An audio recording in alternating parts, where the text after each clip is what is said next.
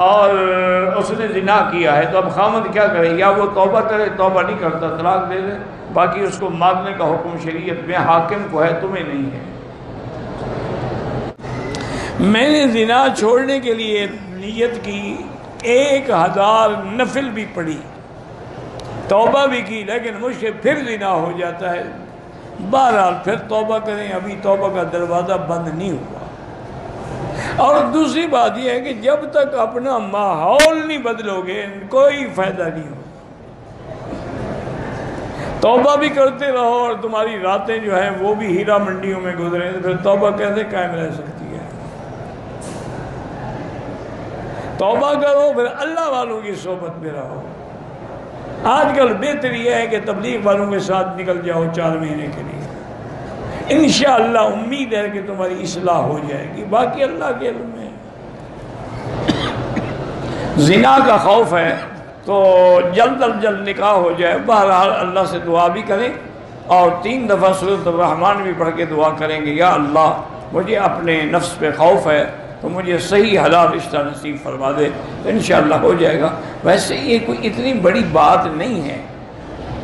सुबह नहार मुँह पानी में लेमू नचोड़ के पी लिया करो, इंशाअल्लाह सारे गुस्सा शुस्सा और जो भरी हुई है वो सब कुछ ख़त्म, ठंडा हो जाएगा। और शीशम का पानी निकाल के अगर 3 दिन पी लो तो इंशाअल्लाह हमेशा के लिए नामर्द हो जाओगे। फिर ना बीवी की ज़रूरत होगी, न शादी की, न निकाह की, जान छूट जाएगी। कम खर्च वाला नशीन। औरत लंबे नाखून रख सकती है? नहीं रख सकती। कभी गुस्से में है तो खामन की आंखों में मार के अंधा कर दे उसको। वैसे बहरहाल हराम है। दौरान एहराम पूरी चप्पल पहन सकता है, मजबूरी हो तो पहन सकता है। गाली देना जो है मुनाफिक की अलामत है। सफ़ा मरवा के बाद एक आदमी मशीन फेरे या उस तरह फेरे जायज़ है। हक नवाज मरहूम शहीद हुए, बिल्कुल हक पर थे और आशिक सहाबा थे और सहाबा की मोहब्बत में ही उन्होंने जान दी है। अल्लाह उनके दर्जात बुलंद करें। अगर किसी ने अपनी बीवी को ख्वाब में किसी से जिना करते देखा, कुछ नहीं होता, ख्वाब होता है, बिल्कुल जिक्र करने की भी ज़रूरत नहीं है। मताफ सारा कबूलियत की जगह है, सबसे अहम जगह मुल्तज़म है, उसके बाद मकाम इब्राहीम है, फिर हतीम है।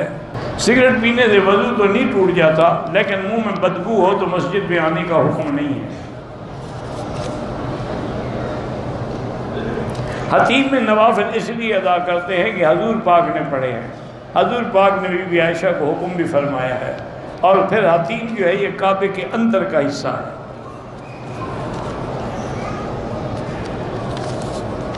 कुछ लोग जमजम बोतलों में भर के बैग में ले जाते हैं, वो जाने उनका काम जाने, इसमें हमारा क्या ताल्लुक है। हमारे जो मस्जिद में होटल में इमाम है ना, उनकी दाढ़ी है, उसके पीछे नमाज नहीं होती, मस्जिद में जाके पढ़ा करो।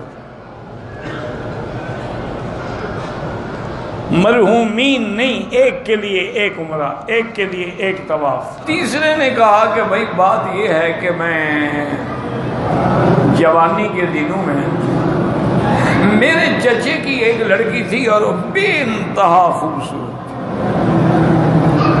उन्होंने कहा उसका जमाल ऐसे था कि उसके चेहरे पर नजर पड़ने के बाद फिर ताकत नहीं होती थी कि आदमी हटा ले।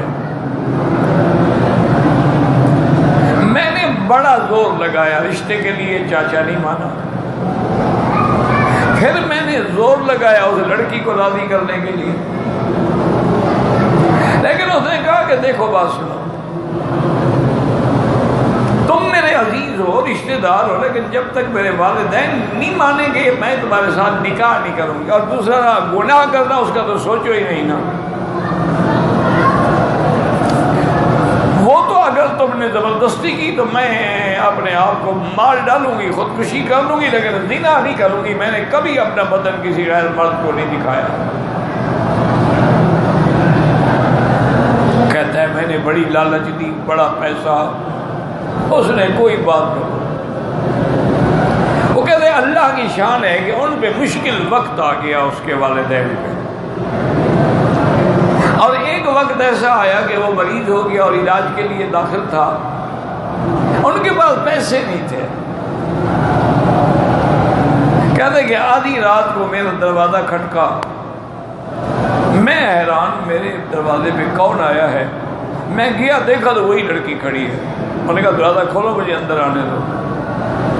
मैं तो उसका वैसे दीवाना था, और आज तो अंधेरी रात में वो मेरे घर में भी आ गई। मैंने दरवाज़ा बंद किया, उसने कहा क्या बात है। उसने कहा देखें, मैं खुशी से नहीं आई, और अगर ये तकलीफ जो मेरे वालिद को है ना, अगर मुझे होती ना मैं फिर भी ना आती, लेकिन वालिद की तकलीफ मैं बर्दाश्त नहीं कर सकी, और 200 दीनार का खर्चा है उनके इलाज पर, और मेरे पास कुछ नहीं है। अगर आप मुझे 200 दीनार दे देना तो आज मैं अपना बदन आपके हवाले करने के लिए तैयार हूँ। मैंने कहा ठीक है। मैंने कहा चलो अंदर। मैं उसको अपने बेडरूम में ले आया, उसको बिठाया, पैसे निकाले, पैसे आके उसको दिए, फिर मैं हमाम गया कि तैयारी शरी करके मैं अब उसके पास जब गया और उसके कपड़े उतारने लगा तो वो रो पड़ी। तो मैंने कहा खुदा की बंदी, मैंने तुम्हें बुलाया था, दिया मैंने तुम पर कोई जबर किया? तुम खुद आई हो और तुमने खुद मांगा है, मैंने तुम्हें पैसे भी दे दिया, रोने की क्या बात है? उन्होंने कहा बात सुनो, सारी जिंदगी मैंने अपना बदन किसी को नहीं दिखाया है, और आज मैं ज़िना कर रही हूँ। इत्तक़िल्लाह, अगर अल्लाह से डरने वाले हो तो बस मुझे माफ़ करो, अपने पैसे भी ले लो। मैं अपने वालिद की मोहब्बत में मजबूर हो के आई थी, लेकिन मैं गुनाह करके नहीं मरना चाहता। वो कहते मैंने कहा उठो, कपड़े पहनो, और जो पैसे मैंने तुम्हें दिए हैं वो भी तुम्हारे हैं, जाओ। वो कहते हैं वो रोते हुए खुशी से चली गई, और या अल्लाह अगर मैंने तेरी खातिर उसको छोड़ दिया, वरना एक जवान आदमी था, एक लड़की थी, खुद आई थी मेरे घर में, वो क्या वो कहाँ बेचारी भाग जाती। तो इस अजाब से हमें निकाल दे। फरमाते हैं कि वो गार इतनी खुल गई चट्टान कि हम तीनों जो थे बाहर निकल आए।